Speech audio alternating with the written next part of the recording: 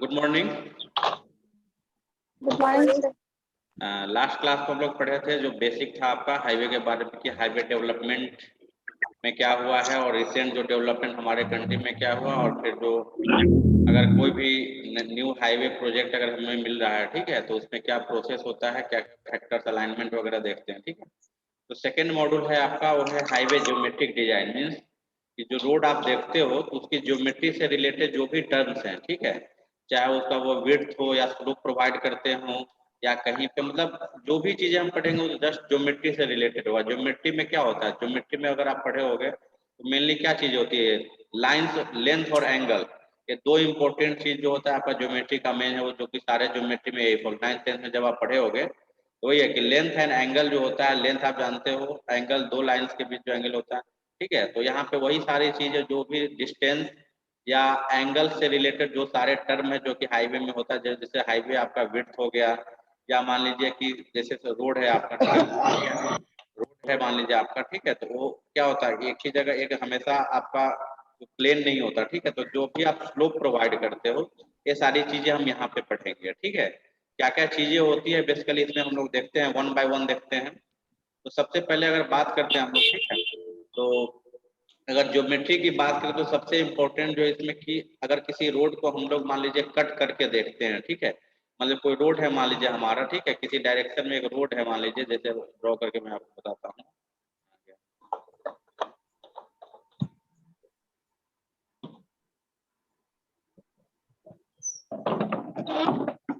मान लीजिए इस तरह का रोड है, ठीक है, ये रोड है मान लीजिए, ठीक है। तो इस रोड पे आप ट्रेवल कर रहे हो, ये रेड रेड वाला दिखाई दे रहा है ना आप लोग को, ठीक है। Yes sir. हाँ, अब इसमें मान लीजिए कि इसके बीच से हम लोग क्या करें कि एक ड्रॉ किए आप, ठीक है, मान लीजिए इसके सेंटर से अगर आप क्या करते हो कि क्रॉस सेक्शन, ये रोड है आपका, ठीक है, यहाँ पे मिडिल से कट क्या किए कि कट किए, कट करने के बाद क्या होगा आपका कि अगर उसको आप देख रहे हो, ठीक है, तो ये रोड है, उसमें देखने से आपको जो यानी कि क्रॉस सेक्शन में जैसे बिल्डिंग वगैरह को हम लोग व्यू जो करते हैं, ठीक है, क्या होता है बोलते हैं हम लोग क्रॉस सेक्शन में, तो क्या चीजें दिखेंगी आपको, मीन अगर रोड है हमारा तो उसका क्या विड्थ है, ठीक है, फिर टोटल विड्थ वगैरह है जिसको कि हम लोग बोलते हैं क्रॉस सेक्शनल एलिमेंट, ठीक है। सेकेंड जो पॉइंट जो आता है आपका ज्योमेट्री में कि सबसे इंपॉर्टेंट चीज जो होता है, आप देखते हुए अगर जब हम सड़क पे चलते हैं तो मेन चीज क्या होता है कि हमें कितना डिस्टेंस तक आगे की चीजें दिखाई दे रही है, ठीक है, यानी कि कितना डिस्टेंस तक विजिबल है। कभी कभी आप देखिएगा कि अगर रोड हमारा प्लेन है, मतलब एकदम प्लेन रोड है, कोई ups and down, there is no ups and down in the road, अच्छा, तो उसमें डिस्टेंस क्या है, आप ज्यादा दूर तक के अगर उधर से कोई व्हीकल आ रही है या कोई आपके सामने कोई व्हीकल जा रहा है या कोई ऑब्जेक्ट है तो आप ज्यादा डिस्टेंस तक देख पाओगे। लेकिन जहां पे मान लीजिए ग्रेडियंट है तो उस केस में क्या होता है, डिस्टेंस क्या होता है, कम होता है विजिबल। जैसे मान लीजिए कि कहीं पे रोड अप हुआ उसके बाद अचानक से डाउन है, तो आप हार्डली कितना देख सकते हो रोड पे, जस्ट मतलब रोड पे के व्हीकल को उसी डिस्टेंस तक देख सकते हो, मेन जो फिर आगे डाउन होगा उस डिस्टेंस को नहीं देख सकते हो। जो जब हम लोग रोड बनाते हैं, ठीक है, रोड जब कंस्ट्रक्ट की जाती है तो इस चीज का भी एक ख्याल रखा जाता है कि एक साइड डिस्टेंस जो मिनिमम मेंटेन होना चाहिए, ठीक है, ताकि इन केस मान लीजिए अगर सामने से कोई व्हीकल है आ रही हो, ठीक है, या कोई ऑब्जेक्ट आ जाए, सॉरी, उस केस में क्या करना है कि आपको सफिशिएंट डिस्टेंस पे ही वो दिख जाए, ताकि आप क्या कर सकते हो कि ब्रेक लगा करके गाड़ी को स्टॉप कर सकते हो, ताकि व्हीकल आपका क्या हो जाए, कोलाइड ना करे, ठीक है। देन जो है आपका कि हॉरिजॉन्टल अलाइनमेंट, मतलब रोड में और भी क्या होते हैं डिटेल्स जो होते हैं, यस सर। ठीक है, कि मान लीजिए कहीं पे कर्व है, फिर वर्टिकल अलाइनमेंट डिटेल्स, या फिर दो रोड जब एक दूसरे पे मिलते हैं, ठीक है, उस पॉइंट पे हमें क्या देना होता है जो एज ए ज्योमेट्री वाइज, ठीक है, ये सारी चीजें जो हम लोग इसमें देखेंगे। सबसे पहली बात है सारे जो ज्योमेट्रिक एलिमेंट है इसको कौन कौन से फैक्टर जो होते हैं वो डिसाइड करते हैं, ठीक है, कि हर रोड में कहीं पे क्या क्या फैक्टर होते हैं जो कि इसके लिए इम्पोर्टेंट है। तो सबसे पहली बात अगर हम लोग बात करते हैं तो वो है आपका फर्स्ट वन, जो सबसे इम्पोर्टेंट चीज है, अलग अलग रोड के लिए आप देखते हो कि स्पीड अलग अलग होता है, लिखा रहता है, आप देखते हुए, ठीक है। तो उस केस में क्या है आपका कि इसको हटाने दीजिए, कि फर्स्ट वन अगर फैक्टर की बात करें तो डिजाइन स्पीड क्या होता है? डिजाइन स्पीड जो सबसे इंपॉर्टेंट फैक्टर है, जो कि हमारे ज्योमेट्री को, रोड के ज्योमेट्री को क्या करता है, आपको अफेक्ट करता है अगर बात करते हैं तो, ठीक है। तो अगर सबसे इंपॉर्टेंट, जैसे रोड का क्लासिफिकेशन हम लोग पढ़े थे, क्या क्या पढ़े थे क्लासिफिकेशन, याद है किसी को?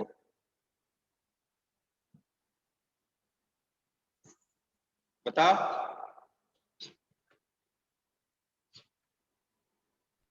अनुजा। Yes sir. हाँ, रोड क्लासिफिकेशन में क्या क्या था बताइए। Sir first year road plan था, फर्स्ट 20 ईयर प्लान था सर, सेकंड 20 ईयर प्लान था और थर्ड 20 ईयर प्लान था, जिसमें हाँ, फर्स्ट 20 ईयर प्लान को नागपुर रोड प्लान कहते हैं, सेकंड 20 ईयर प्लान को Bombay road plan and third 20 year plan को लखनऊ रोड प्लान कहते हैं। अच्छा, नहीं नहीं, वो तो ठीक है, लेकिन रोड का जो क्लासिफिकेशन पढ़े तो उसमें क्या था आपका, एनएच था, एसएच था, एमडीआर था, ओडीआर था, वगैरह वगैरह, ठीक है। ये सारी चीजें जो थी आपकी,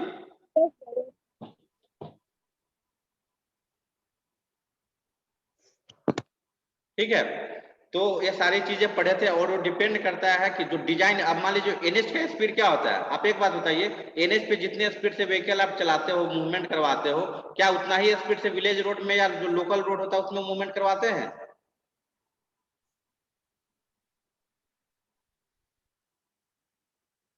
हेलो।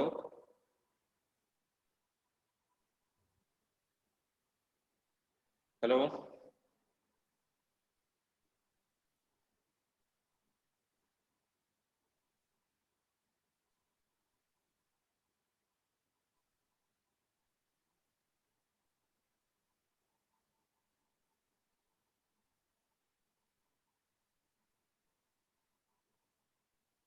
हेलो।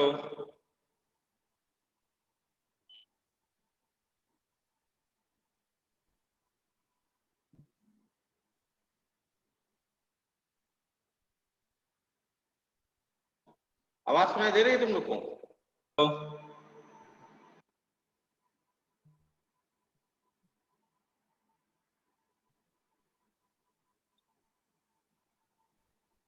Yes sir. क्या आवाज नहीं आ रहा था क्या? हम्म।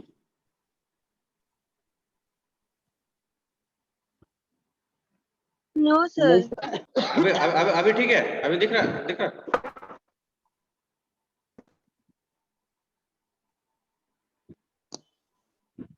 अभी आवाज सुनाई दे रही है ना? Yes yes sir. Yes. Network तो ठीक है, मतलब पता नहीं तुम लोगों को क्या ये तो हो रहा है। वीडियो ऑन करना तो एक बार, हाँ अब ठीक है ना?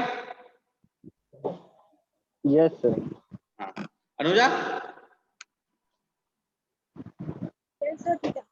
हाँ, देखिए तो क्या क्या फैक्टर है जो कि हमारे ज्योमेट्रिक जो एलिमेंट होते हैं, जो ज्योमेट्रिक डिजाइन के अंदर आते हैं, ज्योमेट्रिक एलिमेंट को अफेक्ट करते हैं। तो फर्स्ट वन है आपका डिजाइन स्पीड, ठीक है। डिजाइन स्पीड क्या है आपका? डिजाइन स्पीड बेसिकली, मतलब डिजाइन स्पीड का मतलब क्या है कि गाड़ी, व्हीकल जो है या रोड जो आप कंस्ट्रक्ट करने जा रहे हो, तो उस रोड पे मैक्सिमम कितना अलाउेबल स्पीड है जिससे व्हीकल आपका क्या होगा, ट्रेवल करेगा, ठीक है। उसी स्पीड को क्या बोलते हैं हम लोग, डिजाइन स्पीड। मतलब ये जो रोड है, पर्टिकुलर रोड जो है आपका, उस स्पीड के लिए डिजाइन किया गया है कि इस पे इतना व्हीकल, जैसे देखते होइएगा किसी रोड पे लिखा रहता है मैक्सिमम स्पीड इतना, किसी रोड पे आप देखते होइएगा कुछ और लिखा है, तो यानी कि वो रोड आपका मैक्सिमम उसी के लिए डिजाइन किया गया। उससे ज्यादा अगर करते हो तो there is a chance of वो उतना आपको फ्रिक्शन नहीं मिलेगा, ठीक है। उस केस में हो सकता है कि आप मतलब एक्सीडेंट के चांसेस ज्यादा बढ़ जाते हैं। ये डिपेंड करता है टाइप्स ऑफ रोड पे, ठीक है, किस लेवल का रोड बना रहे हैं उसके बेसिस पे हम लोग डिजाइन स्पीड करते हैं।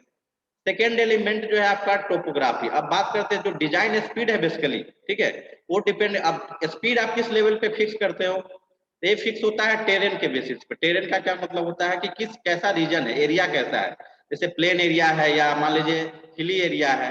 तो बेसिकली टेरेन जो होता है आपका तीन टाइप का होता है, एक प्लेन टेरेन होता है, एक रोलिंग टेरेन, एक माउंटेनियस टेरेन। प्लेन का मतलब जैसे जो प्लेन लैंड है आपका, ठीक है, तो उसमें जो रोड बनते हैं उस पर जनरली जो है, जो एनएच वगैरह होता है या एसएच जो है आपका, उसमें स्पीड लगभग 100 के आसपास रखते हैं, ठीक है, कि हाँ इतना डिजाइन स्पीड जो रोलिंग ट्रेन है, मतलब थोड़ा सा मान लीजिए कि अप डाउन वाला इलाका, पहाड़ी इलाका मतलब जैसे अभी जैसे झारखंड आप कह सकते हैं, झारखंड आपका जो है, ठीक है, उसमें जो है 80 kmph के आसपास स्पीड जो है आपका डिजाइन स्पीड डिसाइड किया गया है, ठीक है। नेक्स्ट जो है हिली ट्रेन जो होता है आपका, उसमें बहुत कम स्पीड रखा जाता है, ताकि आप जानते हैं कि अगर ज्यादा स्पीड हो गया, मान लीजिए कुछ इमरजेंसी हो जाए, ठीक है, एक्सीडेंट वगैरह के, ताकि एक्सीडेंट से बचा जा सके, आप गाड़ी को कंट्रोल में कर सको, ठीक है। वीडियो ऑफ करके क्यों रखे हो सब लोग?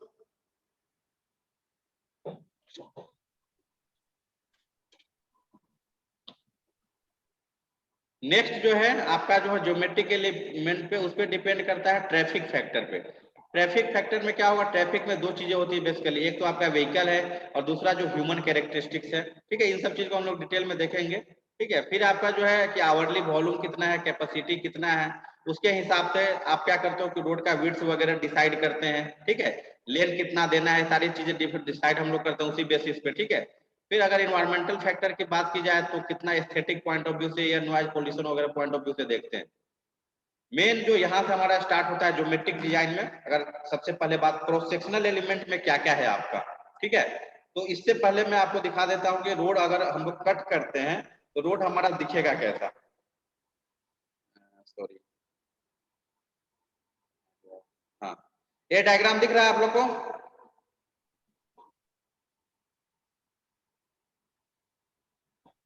Yes, sir. Yes sir. कि किसी भी रोड को, मान लीजिए रोड जो है आपका जो इम्बैंकमेंट में बनाते हैं, यहाँ पे लिखा है इन इम्बैंकमेंट। इम्बैंकमेंट का मतलब जब आप नॉर्मल जो लेवल ग्राउंड का है उस पर क्या करते हो कि अलग से एडिशनल सॉइल या अर्थ को डाल करके जब आप क्या करते हो कि रोड बनाते हो, ठीक है, उसको हम लोग बोलते हैं कि रोड जो है आपका इम्बैंकमेंट में है, ठीक है। तो अब क्या करते हैं, देखिए क्या क्या होता है। ये आप देख रहे हो ब्लैक कलर से कैरिज वे जो लिखा हुआ है, ये आप देख रहे हो? Hello hello, Carriageway. हाँ Yes, sir. हाँ, तो कैरिज वे बेसिकली किसको बोलते हैं, जो रोड सड़क का जो आपका जो वो पोर्शन जिसपे व्हीकल एक्चुअली ट्रेवल करता है, ठीक है, उसी को हम लोग बोलते हैं कैरिज वे। ये कैरिज वे हो गया। फिर आप सड़क के किनारे देखते होंगे कि रोड के साइड में थोड़ा सा जगह रहता है, छोड़ा हुआ जगह, लेफ्ट आउट स्पेस रहता है, जो कि आपका जनरली क्या होता है, सॉइल का रहता है, सॉइल या थोड़ा सा कंकर वगैरह का रहता है, मिट्टी आपको दिखता होगा, उस दोनों साइड में होता है वो, ठीक है, उसको बोलते हैं हम लोग सोल्जर। इतना बात समझ में आया? जिस पोर्शन पे व्हीकल को आप ट्रेवल करवाते हो उसको बोलते हैं कैरिज वे। साइड ठीक से बोलिए ना वो सोल्जर वाला। हाँ, देखिए जिस पोर्शन पे आपका व्हीकल जो है ट्रेवल करता है, ठीक है, उससे बोलते हैं हम लोग कैरिज वे, ठीक है। कौन पूछे थे ये? Hello, yes sir.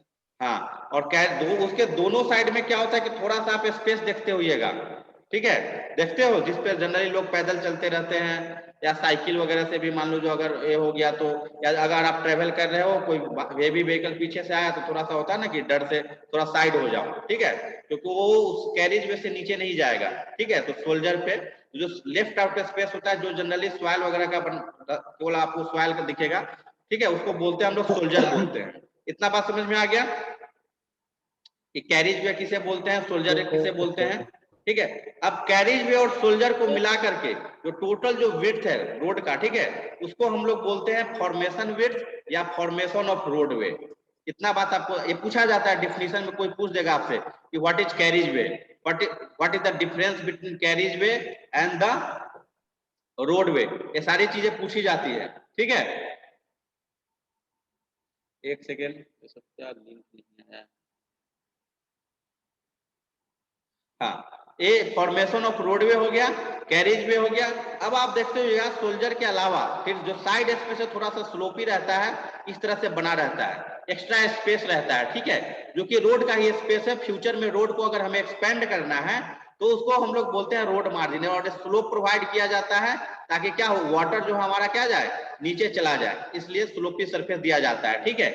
फिर एक इस लाइन को रोड बाउंड्री बोलते हैं, यानी कि मैक्सिमम यहाँ तक रोड बनाया जा सकता है फ्यूचर में अगर मान लीजिए फ्यूचर को ध्यान में रखते हुए कि अगर मान लीजिए पॉपुलेशन बढ़ता है, ट्रैफिक बढ़ता है, तो ट्रैफिक मूवमेंट के कारण हमें 1-2 लेन और बनाना पड़ेगा। ठीक है, आवाज सुनाई दे रही है ना अनुजा?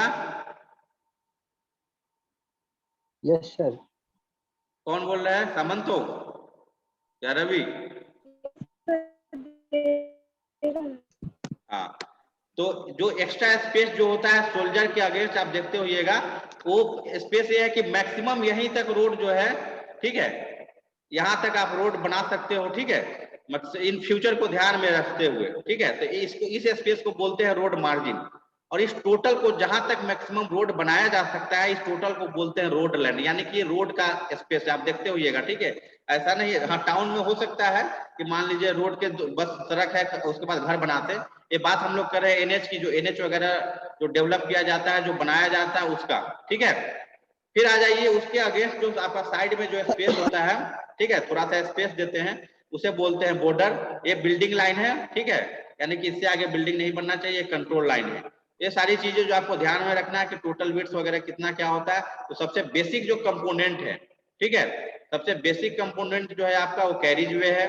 देन आपका कैरिज वे के बगल में सोल्जर हो गया, जो कि कैरिज वे और सोल्जर को मिला करके जो बनता है उसे बोलते हैं फॉर्मेशन विड्थ या रोडवे बोलते हैं। ठीक है, फिर जो एक्स्ट्रा स्पेस प्रोवाइड होता है जिसमें, जो कि फ्यूचर एक्सपेंशन के लिए, अगर फ्यूचर में ट्रैफिक बढ़ गया, नंबर ऑफ व्हीकल ज्यादा मूव कर रहे हैं, तो प्रॉपर्ली ट्रैफिक को ऑपरेट करने के लिए जो स्पेस प्रोवाइड किया जाता होता है, उसे हम लोग बोलते हैं रोड मार्जिन। ठीक है, और इस लाइन को बोलते हैं रोड बाउंड्री। रोड बाउंड्री मतलब रोड मैक्सिमम यहीं तक आएगा। ठीक है, और इसके बाद भी कुछ स्पेस होता है जहां तक कि मतलब कि बिल्डिंग लाइन वगैरह है। ठीक है, यानी कि इससे इधर बिल्डिंग वगैरह बनाना है, इसके अंदर में बिल्डिंग नहीं बनाते हैं। ठीक है, ये सारी चीजें। ठीक है, आया समझ में? Yes sir. Yes sir. अब इसमें क्या है आपका कि रोड मार्जिन तो हम लोग पढ़ेंगे ही। जो फर्स्ट जो क्राइटेरिया है, जब हम लोग रोड पे मूव करते हैं, किसी भी व्हीकल आपका मूव करता है, तो उस केस में जो सबसे इंपॉर्टेंट चीज है, जो कि मूवमेंट के लिए आप पढ़े होइएगा फिजिक्स में, कि मूवमेंट के लिए क्या होता है, सबसे इंपॉर्टेंट चीज कौन सा रिस्पॉन्सिबल है? वीडियो ऑन कर लो सब लोग। फ्रिक्शन। हाँ, सो आपका आवाज क्रैक होने लगा था, इसीलिए ऑफ किया वीडियो। अच्छा अच्छा, अभी अच्छा, मतलब वीडियो ऑन करने से क्रैक होने लगता है क्या? So yes disturb sir. अच्छा, ठीक है, जो जो फर्स्ट एलिमेंट जो है हमारा, आवाज सुनाई दे रही है ना, इतना बता देना। यस हाँ सर, सर। दे रहा। हाँ, तो जो फर्स्ट जो इम्पोर्टेंट फैक्टर है जो कि मूवमेंट के लिए रिस्पॉन्सिबल है, वो आप जानते होंगे क्या होता है आपका? फ्रिक्शन। ठीक है, अगर फ्रिक्शन नहीं है हमारा, तो ऑब्वियस सा बात, हमारा व्हीकल जो है ना ही, अगर आप मूवमेंट कर रहे हैं तो मूव कर रहेगा, ना ही एक्सेलरेट हो पाएगा। तो यानी कि सबसे पहले फ्रिक्शन क्या होता है, और ये फ्रिक्शन ही डिटरमिन करता है कि ऑपरेटिंग स्पीड कितना होना चाहिए और स्टॉप होने में कितना डिस्टेंस लगेगा। जैसे जो प्लेन सरफेस होता है उस पर अगर आप मूव कर रहे हैं, या किसी भी मतलब कोई एक छोटा सा ऑब्जेक्ट लीजिए, मान लीजिए एक छोटा सा आप बॉल ले लिए और उसको प्लेन सरफेस पे आप रोल करवाइए और रफ सरफेस पे रोल करवाइए, तो प्लेन सरफेस में क्या होगा, वो जल्दी बहुत ही ज्यादा डिस्टेंस पे जाकर के क्या होगा, आपका स्टॉप होगा।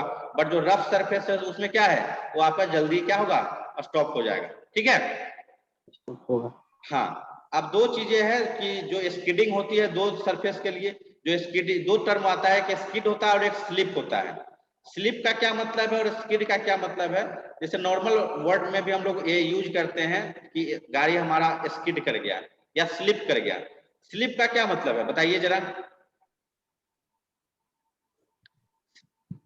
कोई बताना? अनुजा? सर जब अगर कोई व्हीकल का जो सर्कमफेरेंस डिस्टेंस है वो अगर ग्रेटर हो गया है लॉन्गिट्यूडनल डिस्टेंस से, तो हाँ, उसको हम लोग स्लिप कहते हैं। सिंपल सा मतलब है कि लॉन्गिट्यूडनल मूवमेंट आपका नहीं आ रहा है, आपका जो मूवमेंट है वो क्या है, सर्कुलर मूवमेंट है, कह सकते हैं। ठीक है, तो यस सर। तो इस केस में आपका व्हीकल के, जैसे मान लीजिए जैसे गाड़ी में आप जाते होइएगा, ठीक है, कहीं पे थोड़ा सा मडी नेचर है, गांव वगैरह में क्या होता है, तो आपका व्हीकल रोटेट होने लगता है, व्हीकल नहीं सॉरी, जो व्हील है आपका रोटेट होने लगता है। ठीक है, और आप आगे नहीं बढ़ते रहते हो, वो हो गया स्लिप हो गया। ठीक है, स्किड में क्या है आपका, जैसे कि जा रहे अचानक से कुछ चीज सामने आ गई, आप क्या अचानक से ब्रेक लगा दिए, तो ब्रेक लगाने के कारण क्या होगा, आपका व्हीकल जो व्हील है वो मूवमेंट तो नहीं करेगा, बट वो whole body as a whole body क्या करेगा, आगे मूवमेंट हो जाएगा, लॉन्गिट्यूडनल मूवमेंट। इसी को Yes. हम लोग स्किड बोलते Yes, हैं, sir. ठीक है। आर्या जरा पढ़ना तो, स्किड वगैरह क्या क्या डिफिनेशन लिखा है सब ये फ्रिक्शन के अंदर। Friction determines the operating speed and distance requirements in stopping and accelerating the vehicles. ठीक है, उसके Skid, नीचे skid occurs when the wheels slide without revolving or when the wheels partially revolve, that is, when part travel along the road is more than circumferential movement of the wheel. हाँ, अब The देखिए, two lateral ठीक है, पढ़ो पढ़ो। The lateral skidding may also take place at curves. The lateral skid is more dangerous and the vehicle goes out of control. The maximum lateral skid coefficient is generally equal or slightly higher than a forward skid coefficient in braking test. Slip occurs when the wheels revolve more than the corresponding movement along the road. हाँ ठीक है, चलिए। तो skid slip का तो meaning समझा ही दिए कि स्किड स्लिप क्या होता है, फ्रिक्शन भी आप जानते हो। यहाँ पे एक चीज लिखा है कि लेटरल स्किडिंग। लेटरल स्किडिंग का क्या मतलब है, जैसे मान लीजिए कि व्हीकल कहीं पे आप क्या कर रहे हो कि टर्न कर रहे हो, ठीक है। अगर व्हीकल मान लीजिए आप क्या कर रहे हो,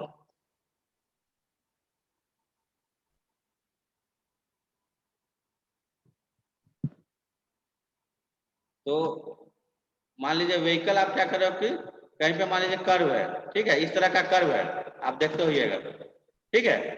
इस तरह का कर्व है तो हम लोग क्या करते हैं, यहाँ से मान लीजिए गाड़ी आया, ठीक है, यहाँ से गाड़ी आया, आप ऐसे रोटेट करते हो, तो उस केस में क्या होता है, आपका जो व्हील है वो भी क्या होता है, थोड़ा सा क्या होता है, बेंड होता है अपने नॉर्मल पोजीशन, तो इसके परपेंडिकुलर डायरेक्शन में, ठीक है, ये जो आपको जो दिख रहा है इसके परपेंडिकुलर डायरेक्शन में क्या होता है आपका फ्रिक्शन, यानी कि चांसेस जो होता है इस डायरेक्शन में जो फ्रिक्शन लगेगा उसी को, मतलब व्हीकल आपका ऐसे मूवमेंट कर रहा है लेकिन उसके परपेंडिकुलर डायरेक्शन में जो फ्रिक्शन है उसी को हम लोग बोलते हैं लेटरल स्किडिंग, और उसमें ज्यादा चांसेस होता है कि व्हीकल और ज्यादा डेंजरस होता है, ठीक है, ये आप ऑब्जर्व किए भी होंगे, ठीक है। हेलो,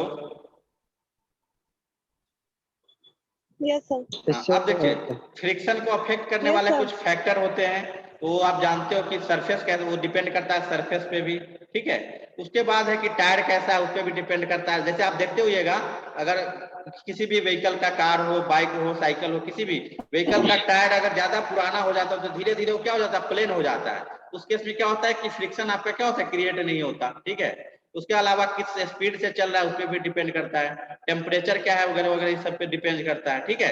ये सारी चीजें जो हमारे लिए इंपॉर्टेंट होती है, और जो लॉन्गिट्यूडनल फ्रिक्शन का वैल्यू है वो सारी चीजें आपको रिकमेंड किया जाता है, ठीक है, वो लॉन्गिट्यूडनल डायरेक्शन में भी और फिर आपका लेटरल डायरेक्शन में भी। लेटरल डायरेक्शन वाला कहाँ काम आएगा, जब हम कर्व पे मूवमेंट कर रहे हैं, तो उस केस में जब कर्व पे मूवमेंट करते हैं तो कितना फ्रिक्शन काम करता है, ठीक है। तो ये फैक्टर है जो कि आपको ध्यान रखना है। तो फैक्टर्स अफेक्टिंग फ्रिक्शन जरा कौन पढ़ेगा, रवि तुम पढ़ देना।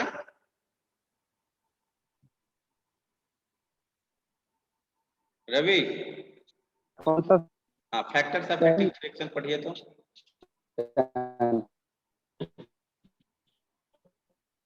Types and surface and condition of pavement, पढ़ो, for example wet or dry, smooth और rough, smooth or rough, etc. ठीक है। etc. Types and condition of tire and tire pressure, speed of vehicle, temperature of tire and pavement. The coefficient of friction decreases with increased temperature and load. A smooth and warm cut tire offer higher friction factor on dry pavement than new tire with treads due to large areas of contact. But one wet pavement, new tire have higher friction factor. IRC recommended mandates the Recommends. longitudinal friction coefficient value of 0.35 to 0.40 and lateral coefficient of friction of 0.15. When a longitudinal friction coefficient of 0.40 is allowed for ठीक है तुम रहने दो, ठीक है stopping the vehicle. Yes sir. ठीक है। देखिए, तो सबसे फैक्टर अफेक्टिंग फ्रिक्शन में सबसे पहली बात कि जो पेवमेंट सरफेस है हमारा, ठीक है, सबसे पहला बात तो पेवमेंट कैसा है, सरफेस वही बताएं। अगर सूखा है मतलब ड्राई है, ठीक है, तो उस केस में फ्रिक्शन अच्छा खासा डेवलप होगा। वेट है, बारिश का जो समय जो होता है, ठीक है, उस केस में क्या होता है, आपका फ्रिक्शन उतना अच्छा डेवलप नहीं होता है। फिर आपका स्मूथ है या रफ है, ये भी एक फैक्टर है। सेकेंड जो है type and condition of tyre, मतलब टायर आपका किस टाइप का है, कंडीशन क्या है, पुराना हो गया, नया है, अच्छा है या खराब हो गया, वो पूरा जो उसमें जो एक मतलब कह सकते हैं आपकी जो क्या बोलते हैं उसको, ग्रिप जो बना होता है, आप देखते हो ये किसी भी टायर में, चाहे वो छोटा टायर हो, साइकिल का टायर हो, बाइक का टायर हो, कार का हो, जो आप ग्रिप जो देखते हो, ग्रिप कभी कभी क्या होता है, बहुत दिनों यूज करने के बाद प्लेन हो जाता है आपका, ठीक है। तो उस केस में क्या है आपका कि फ्रिक्शन उस पर डिपेंड करता है। स्पीड ऑफ द व्हीकल, किस स्पीड से मूवमेंट हो रहा। दूसरी बात temperature of the tyre and pavement, ठीक है। अब जो कोएफिशिएंट ऑफ फ्रिक्शन है वो डिक्रीज करता है टेम्परेचर के साथ, ठीक है, टेम्परेचर, टायर प्रेशर और लोड के साथ फ्रिक्शन कम होगा। और स्मूथ और जो वार्म आउट टायर है अल्फा, जो स्मूथ टायर होता है वो ज्यादा फ्रिक्शन देता है ड्राई पेवमेंट पे देन न्यू टायर्स, ठीक है। विथ ट्रीट्स, ट्रीट्स का क्या मतलब होता है, जो आप देखते हो बना जो रहता नहीं है, अगर जो किसी भी टायर को आप देखते हो तो उसमें जो ग्रिप जो बना होता है उसी को हम लोग ट्रीट्स बोलते हैं, ठीक है। उसके कारण एरिया ऑफ कॉन्टैक्ट बढ़ता जाता है। अब फ्रिक्शन का जो वैल्यू दिया गया है, जो कि हम लोग न्यूमेरिकल बनाने में यूज करेंगे, आईएससी के द्वारा रेकमेंड किया गया है, वो है 0.35 टू 0.40, ठीक है। और लैटरल कोएफिशिएंट मतलब जब कर्व पे व्हीकल आपका टर्न कर रहा है तो उस कर्व वहां पे परपेंडिकुलर डायरेक्शन में चांस ये है कि आपका व्हीकल क्या कर जाए, स्किड कर जाए, ठीक है। वहां पे जो कोएफिशिएंट ऑफ फ्रिक्शन है वो आपका 0.15 के आसपास है। कोएफिशिएंट ऑफ फ्रिक्शन थोड़ा सा ज्यादा रहे वही हमारे लिए क्या है, फायदेमंद है, ठीक है। दैट इज मतलब एडवांटेजेस कह सकते हैं। उसके बाद इसमें ए हम लोग स्टार्ट करते हैं। पेवमेंट अनइवनेस एक टर्म होता है। पेवमेंट अनइवनेस का क्या मतलब है, ये क्या होता है कि जैसे, हेलो आवाज सुनाई दे रही ना, हेलो, Yes, sir. सर आ रहा है। हाँ, पेवमेंट अनइवनेस सर, का आ क्या रहा है। क्या मतलब है कि जैसे रोड आप अगर देखते हो, ठीक है, तो रोड प्लेन होना चाहिए। ऐसा प्लेन का कहने का ये मतलब कि उसमें मतलब कोई जैसे बीच में होता है ना अप्स एंड डाउन, स्मॉल जो गैप्स जो होता है सरफेस में, ऐसा नहीं है कि अगर व्हीकल मूवमेंट करे, ठीक है, तो वो मतलब थोड़ा सा up down up down up down, मतलब अनइवन सरफेस नहीं होना चाहिए, प्लेन सरफेस होना चाहिए, ठीक है। अब मतलब ग्रेडियंट अप एंड डाउन हो सकता है but surface should be even, ठीक है। ऐसा नहीं कि बीच में कुछ गैप वगैरह आ जाए, ठीक है, इस तरह का नहीं होना चाहिए। तो एक रेकमेंड किया गया है, इक्विपमेंट होता है सर बम। सब आवाज कट गया आपका, क्या कट गया, सारा आवाज कट गया। कैसे कट गया, फिर सुनाई कैसे दे रहा तुम्हें। नहीं सर, अभी आप जो बता रहे थे तो आवाज कट गया। अच्छा, फिर से रिपीट कर देते हैं, कोई दिक्कत नहीं है, ठीक है। Yes sir. हाँ, यस सर। कि कोई भी पेवमेंट है, कोई भी रोड है, तो उसका सरफेस जो है, ठीक है, वो हमारा इवन है या नहीं, उसके लिए एक इक्विपमेंट होता है बम्प इंटीग्रेटर, इसका नाम होता है। तो बेसिकली जिसको बम्प इंटीग्रेटर से हम ये मेजर करते हैं कि कितना अंडुलेशन है, वर्टिकल मतलब अप्स एंड डाउन कितना है हमारे रोड में, ठीक है, पेवमेंट में। उसको रिकॉर्ड करते हैं per unit horizontal length of the road, कितना लेंथ ऑफ द रोड जो है वो अंडुलेशन है। और इसको मेजर करने के लिए मेजर तो करते हैं बम्प इंटीग्रेटर से, ठीक है, एक इक्विपमेंट होता है, ठीक है, वो बता देंगे, ठीक है। और जिससे रिप्रेजेंट करते हैं उस टर्म का नाम है आपका अनइवनेस इंडेक्स। और ये वैल्यू कुछ दिया गया है कि मतलब अप्स एंड डाउन्स जो है, जो अंडुलेशन है वो 150 सेंटीमीटर पर किलोमीटर होना चाहिए अच्छे पेवमेंट के लिए। कहने का मतलब अगर 1 किलोमीटर रोड अगर आप ट्रेवल करते हो तो उसमें जो अप्स एंड डाउन्स है वो हार्डली 150 सेंटीमीटर होना चाहिए, ठीक है। इतना बात आप समझ लो, जो कि अच्छा हाईवे होगा उसमें। अगर जो 250 सेंटीमीटर पर किलोमीटर आ रहा है तो उसको भी सेटिस्फैक्टरी कहते हैं, लेकिन वहां पे स्पीड जो है वो 100 होना चाहिए, ठीक है। अगर वैल्यू ज्यादा है तो वहां पे लेस स्पीड आप चलिए। अगर मान लीजिए अंडुलेशन ज्यादा है और आप मोर स्पीड पे, ज्यादा स्पीड पे ट्रेवल करवा रहे हो व्हीकल को, तो फिर क्या होगा कि आपके व्हीकल को क्या करेगा, एक तो डैमेज करेगा और दूसरा हमारे आपके लिए डिस्कम्फर्ट होगा। ठीक है, हेलो हेलो, यस सर। हाँ चलिए ठीक है, फिर अभी ना हम लोग ये 40 मिनट का सेशन आउट हो रहा है, ठीक है, तो अभी फिर से दोबारा ज्वाइन कर लेना, फिर आगे का टॉपिक करते हैं, ठीक है।